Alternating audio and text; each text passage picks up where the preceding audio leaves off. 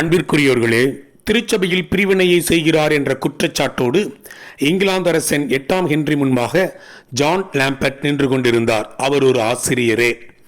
ஒருபுறம் கேண்டல்பரி திருச்சபை மூப்பர்கள், மறுபுறம் ஜான் லாம்பர்ட் என்ற என்ன பிரிவினை?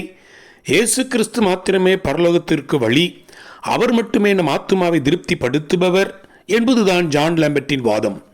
திருச்சபை மூப்பர்கள் இயேசு கிறிஸ்து மட்டுமல்ல, திருச்சபையின் சில ஆச்சாரங்களும் முக்கியமே என்று வாதிட்டனர். முடிவாக அரசன் ஜான் லாம்பர்ட்டை பார்த்து, நீ என்ன சொல்லுகிறாய்? உன் வாதத்திலிருந்து பின்வாங்கி திருச்சபைக்கு போகிறாயா அல்லது சாக போகிறாயா? வாழ்வா சாவா நீதான் முடிவெடுக்க வேண்டும் என்று சொல்ல, ஜான் லாம்பர்ட், அரசே, என் ஆத்துமாவை ஆண்டவரிடத்திலும் என் சரீரத்தை இங்கிலாந்தின் அரசினிடத்திலும் ஒப்புக் கொடுக்கிறேன் என்றார். அரச கட்டளைப்படி ஜான் லாம்பர்ட் தீயிட்டு எரிக்கப்பட்டார். ஏசு மாத்திரமே, ஏசு மாத்திரமே என்று கூவிக்கொண்டே எரிந்து சாம்பலானார்.